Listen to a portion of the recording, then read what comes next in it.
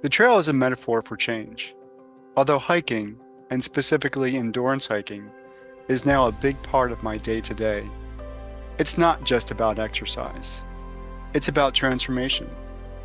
Each step is a movement towards clarity, purpose, and identity. But movement is one thing, sharing insights gained is another. As a U.S. Marine veteran, I created this space to help other veterans gain clarity, purpose, and identity.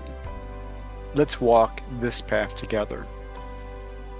This is Trail to Transformation.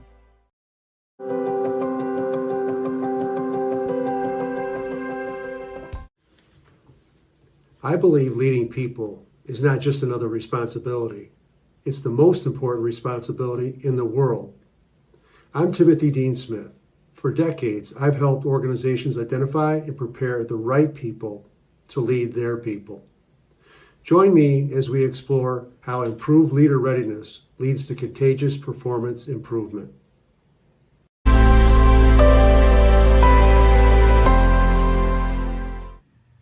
Hey, welcome back, everybody. Of course, you know me. My name is Dr. Keith McNally, and I am with Timothy Dean Smith, the guy that you just saw on the promotional ad. And so I want to welcome you to the conversation.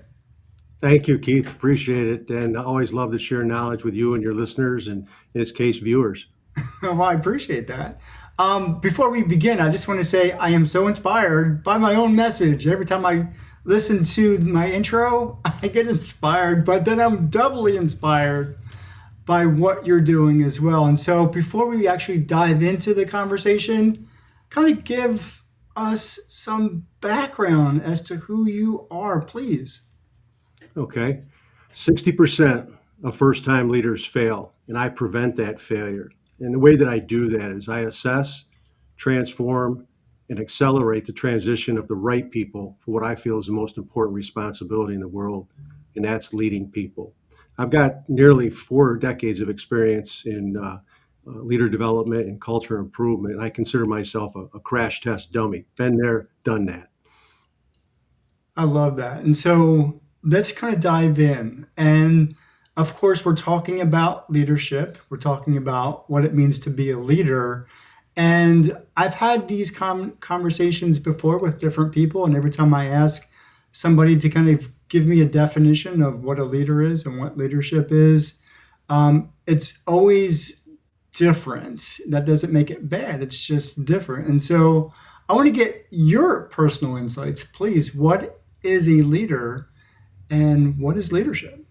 You're absolutely right. And really, what a leader's role is, it's how they make their people feel. And they really need to set up an environment, the culture, so that it's easy to succeed, difficult to fail. And then when they lead, there's really 4 aspects of what I call 4 skills. You coach people, you manage processes, you know when and how to get out of the way. And then the 4th one is you make yourself progressively unnecessary. And that sounds kind of counterintuitive, but that's what you want to do by leading by example and your behaviors. You're demonstrating on a daily basis what it takes to be a people-centered leader, and therefore it's a lot easier to have people transition into those roles. But yeah, you're like a teacher, and you don't have your 5th grade teacher running around with the rest of your life. You have to get out there and lead. So that, in a nutshell, is how I see leadership. When you really boil it down, it's how you make your people feel. I like the two. One, I like all about that. So there's an emotional component to being a leader and what leadership is. And the last thing you said is getting out of the way or making yourself, what's the word? Progressively unnecessary. Unnecessary. And the analogy or the metaphor for, you're not having your 5th grade teacher follow you the rest of your life is quite unique. I've not had that given to me before. So I want to start with that end and then kind of go back to the emotional component. Why? Sometimes it's good to have people that's going to be there, hold your hand, move forward. But you're telling me specifically that you don't want that, you really don't want that in an organization. Can you tell me why? The organization has to be set up correctly, and I alluded to the fact that you need to have things set up so that it's difficult to fail and easy to succeed. And the way you really do that is you have what they call standard operating procedures. There's ways that you progress through different aspects of what you do and how you do it. And some people will say, well, you don't need to document everything. And then, well, if the process is worth doing, you need to document it so that you can, share that, you can cross train, you got new hires, or if somebody leaves, unexpected absence, you've got somebody that can fill in. Plus, an employee can't hold the company hostage because they're the only ones that know how to do this aspect of it. But really what it is it's setting the environment up so that it's easy to succeed and difficult to fail. And when I say they need to know and know when and how to get out of the way, that's after things are set up and you let the people perform for why you hired them. And then some people will say, well, some new leaders I have to coach and say, you don't just stand there and look over their shoulder or step back. That's not getting out of the way. That's kind of micromanaging. Sometimes you want to team with your leader, which is not a bad thing. Team with them maybe to, solve a problem or something. But for the most part, let your team do what they were hired to do. And sometimes leaders think that they always have to be right there and watching everything. I'm not saying abdicate your leader responsibility. I'm just saying let the people go. Because Keith, if you have somebody looking over your shoulder, everything you're doing, you don't necessarily like that. Plus, you tend to get performance that's different than when you're not there. So it's key is if you have it set up correctly, people will perform whether the leader is present or not. And so that's going to lead me to the emotional aspect that you're hinting to. If I or when I was employed and I had supervisors or bosses who were kind of checking in, seeing how things were, seeing how I was doing, how things were going, how my work was progressing. Some were more, I'll use the word intrusive. Some were kind of more pulled back, and there was this trusting of my ability to do the job. How I felt about that interaction definitely did impact my performance, my willingness to perform, and I think the level of expertise that I gave my position. Can you talk to us about how the emotional aspect of leadership is really critical to success? Absolutely. We'll look at it from the leader perspective initially. There's really three KPIs, and that's an industry understand acronym, key performance indicators. And I really coach three of them. There's your operational KPIs, typically the numbers that you use to make decisions and hiring and those kind of things. And then there's the digital KPIs, which in the new world we're in, that's your digital presence. What are the key indicators that we're doing well? Views, hits, those kind of things. And then the third one, what we're embarking on now, is the people KPIs. And there's three of them that a leader should focus, not ignore the other two that I just mentioned, the operational digital, but the people KPIs you need to focus on. And what that really boils down to is three feelings that you need to make sure that your team has. Number one, they feel appreciated. Number two, therefore, when they're appreciated, there's a high probability they're going to be inspired to come in. And the third one is fulfillment. When they're done doing what they do on a daily basis, or what the organization has that other thing that they stand for, maybe it's wounded warrior, one of those organizational kind of things, that's a fulfillment.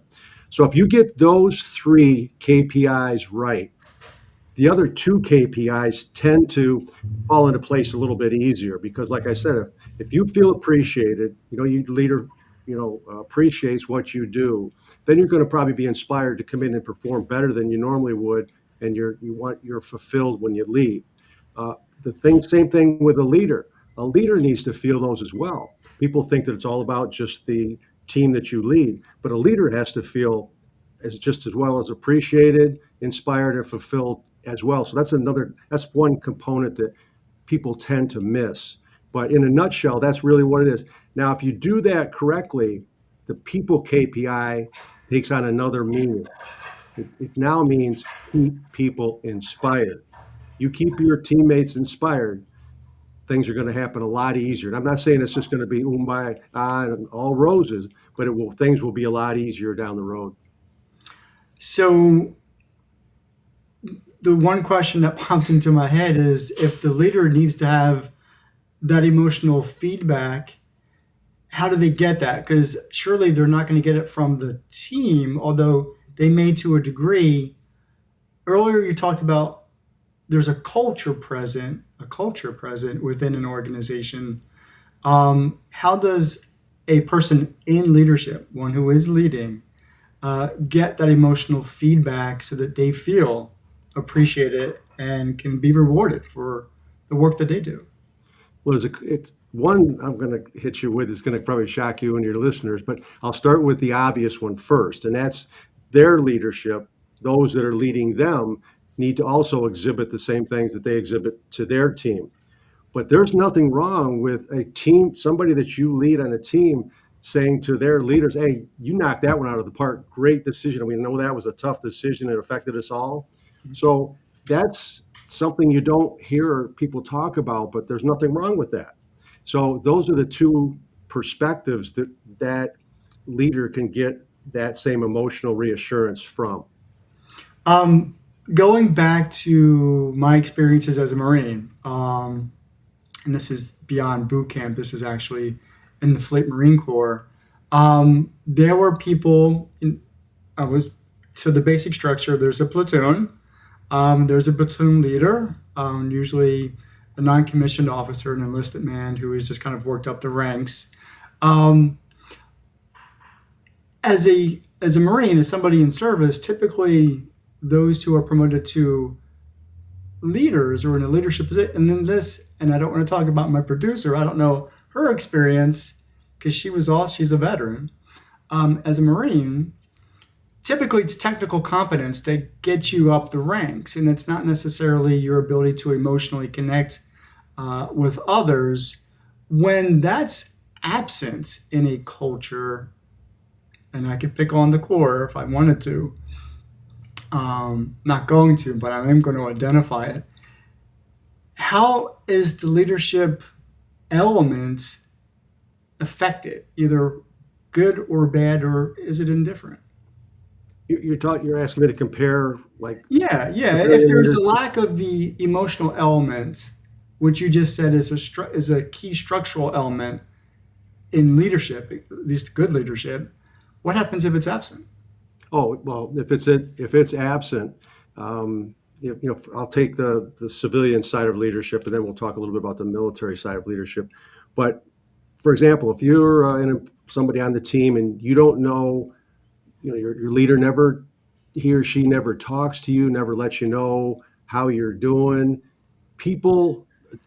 Humans tend to naturally fill in that space with something that's not positive. They tend to have negative thought. Well, I must be not doing right. He or she's not talking to me or reassuring me. So that has a ripple effect, not only with that individual, but that kind of can permeate through the team as well. Because if the leader is not one that's communicating on a regular basis to that individual, chances are they probably aren't to the other ones. Or worse, you see that leader communicating with all the other ones except me, kind of thing. So that people tend to draw the negative side of that and fill in those gaps in their thought process.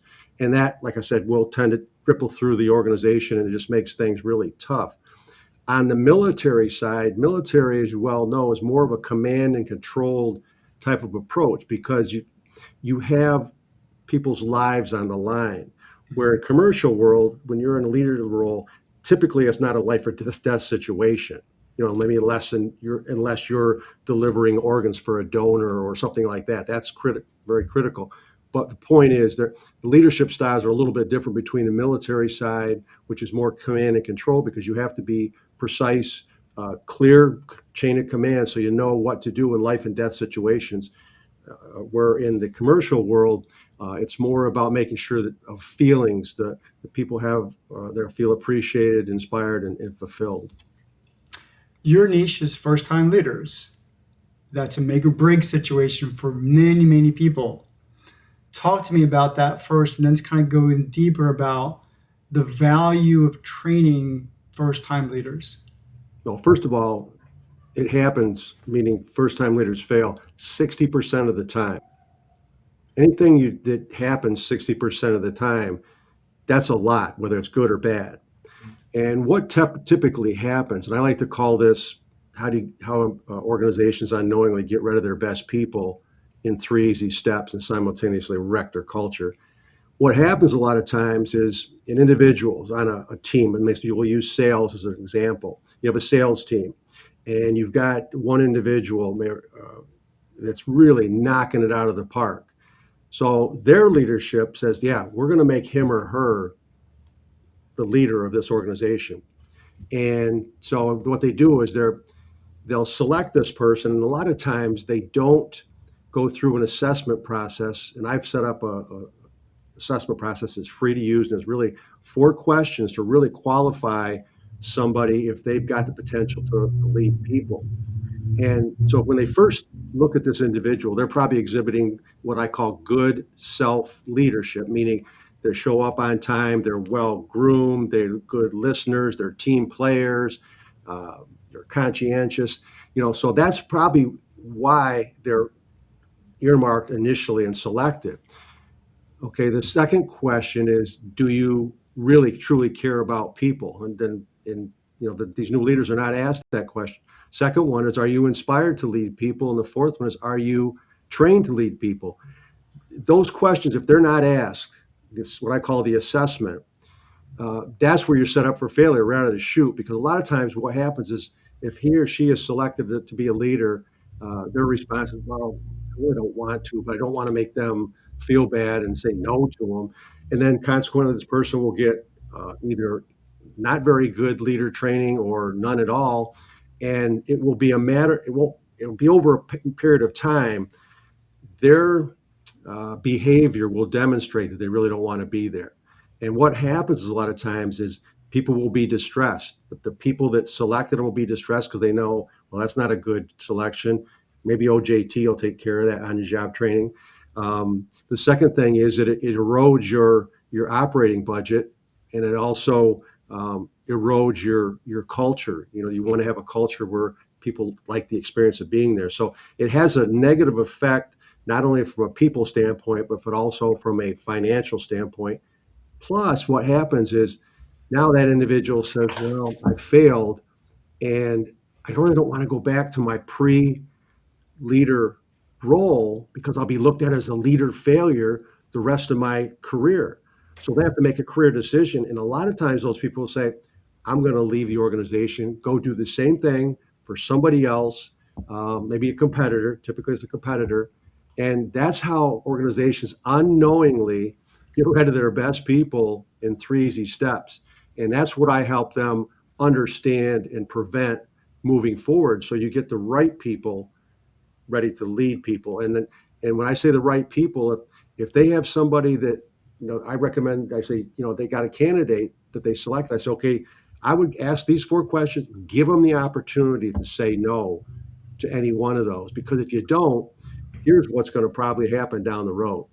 So that's in a nutshell how that transpires. And it happens 60% of the time, and a lot of organizations feel, yeah, we'll take care of that. They're a good performer. They'll just think, oh, that's going to roll over in leading people.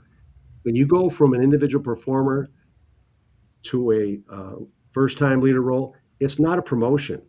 It's a career change. A promotion typically was in the same role, responsibility, maybe another level up or two, kind of going up the old corporate ladder. People don't realize a lot of times that when you go from an individual performer to a first-time leader role, huge perspective change, and it's a career change. It's not a promotion. You're going from me to we. Huge perspective change. I specifically wanted you, in terms of when we recorded this conversation, so that it would air before your workshop on August 4th. Hopefully that's the right date, 2026. Talk to us about what's going to happen in that workshop so that if and when people are watching us in this recording, they want to sign up or know more, tell us what's going to happen in that workshop. Well, I'll start right with the title. The title is Are the Right People Leading Your People? And what we'll do in that uh, discovery session, you will understand why first-time leaders why they fail, and how to prevent that. So in a nutshell, that's really what I'm going to take you through. It'll be at a little bit higher level. It's not going to be everything that I cover in my lab, which is one day where I transform and prepare leaders for the transition into their new role. But they're going to leave this discovery session, which will be 45 minutes roughly, depending on the questions and conversations. But they're going to clearly understand and be able to make the decision, and are the right people in our organization leading our people? And if not, what to do about that, and also, actually, if they're not, prevent it happening in the first place. But in a nutshell, that's really what it is. Why do first-time leaders fail? How do we prevent it? So who do you want in that workshop? Who do you want contacting you in terms of I need to be there, Timothy. I need to learn from you. Who are you looking for? Your uh, employee, your teammates in learning and development organizations, people that select first-time leaders or hire first-time leaders, or first-time leaders themselves. Or if you're somebody that's in a leader capacity and you want to make sure that you're postured right with your career and your approach, they can attend as well.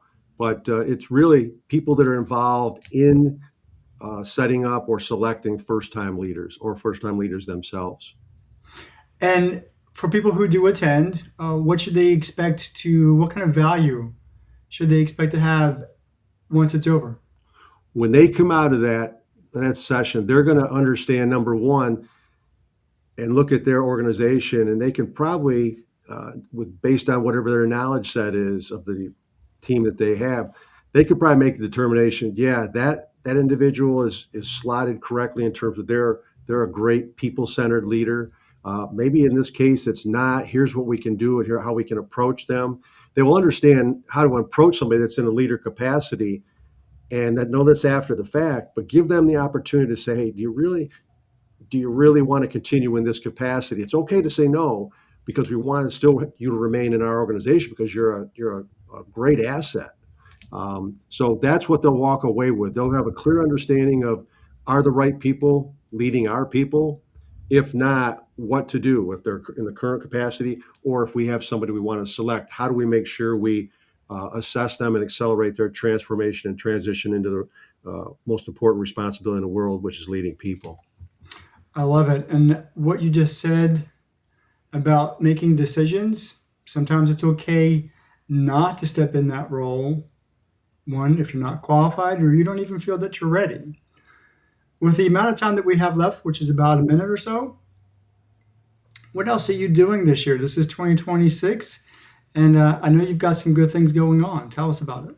Oh, absolutely. I did a little bit of a late reset on my business model. I do that typically every year around the first of the year, but I had some setbacks, and I did it a little bit later. But I'm happy to say that I've really revamped, and I'm always constantly improving. I do what I preach, so to speak. So I'm constantly improving, and I've got a really good process in place now that I take new leaders through that really assures them that not only are they going to be a good leader right out of the chute, but also for the long haul. And I've revamped my overall process. So if we got a couple minutes, it's 4 phases. I can just give it a high level over the 4 phases. We got 30 seconds. Okay. The first phase is we talked about the selection and the assessment process. Make sure the right people are not only selected, but the assessment process. Because if somebody is not assessed correctly, I'm not going to train them as a leader, because it's futile. Because if they don't like people, they don't want to lead, they should not be there. That's a lot of mistakes that are made. The second phase is Two real quick, and then I'm going to end it, and we're going to have to pick up some other time. Number 2. The transformation, okay, that in itself, and then the transition, because people are coached on the transformation, but they miss the transition, which they have to go through and also lead the people through. Then they get out there and lead people, and then we have some reinforcement coaching that creates a contagious performance improvement culture. All right, Timothy, I'm going to have to bring you back to continue this conversation. I want to thank you for being on here. For everybody else, I'll see you on the trail. Take care. Thank you for watching Tread of Transformation TV. To support these conversations or to support the foundation, I would ask that you go to givebutter.com/T3missionorg. That's the letter T, the number 3, MISSIONORG. Or go directly to our website at t3mission.org and click the donate button. Or just scan the QR code as you see it on the screen.